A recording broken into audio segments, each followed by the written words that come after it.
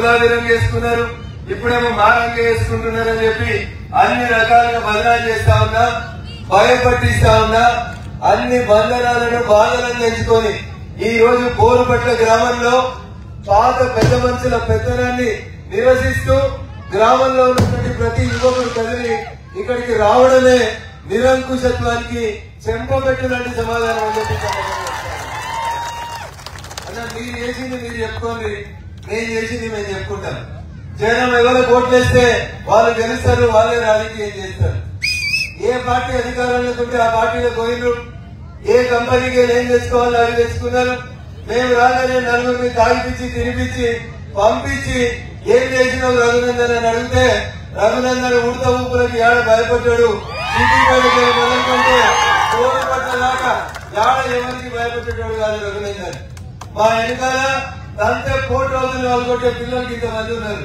అందుకని మేము కొట్లాడకు రాలేదన్నా దండం పెట్టి సవినయంగా చెప్తా ఉన్నాం. ఎలక్షన్లు వచ్చినప్పుడు మీ రాజకీయం ఏం చేయండి, మా రాజకీయం ఏం చేస్తాం. ఓటేసేటోళ్ళు ఎవరికి ఓటేస్తే వాళ్ళు గెలుస్తారు. మీరు బీర్లు వంచీరు, బిర్యానీలు వంచీరు, పైసలు వంచీరు కానీ బోరు పట్లకి వెళ్ళిపోయి అరవిందలో పనిచేస్తున్న 80 మందికి కొలువులు పర్మనెంట్ చేయించి మా ఊళ్ళో 10 ఏళ్ళు వాళ్ళ అధికారంలో ఉంటే మీరే పాలించారు. ఇవాళ వీళ్ళ అధికారంలోకి వస్తే మీరే పాలిస్తారు. నాకు తెలుసు కరెంటు తీసేస్తారని, మాకు తెలుసు మీరు చేసే మంచి పనులన్నీ తెలుసు అన్న.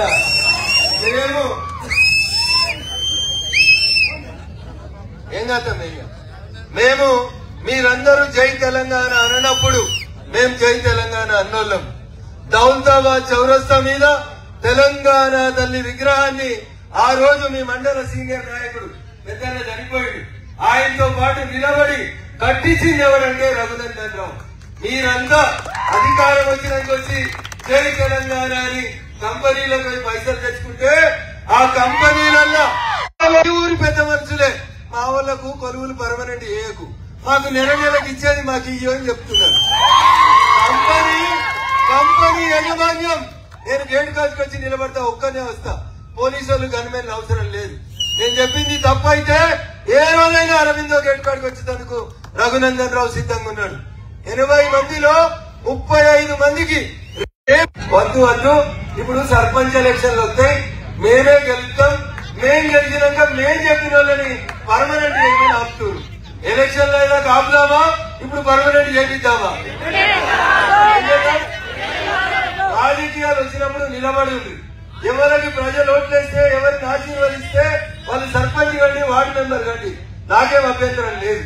నేను ఎవరితో గొడవ పడ్డానికి, ఎవరి పేరు తీసుకొని ఎవరితో కొట్లాడడానికి నిజంగా మేము కొట్లాడాలనుకుంటే ఇంతమంది పిల్లల్ని వేసుకొని మేము నిజంగా కవాతు చేస్తే బోరు పట్లలో ఒక్కరిని కూడా మా పిల్లలు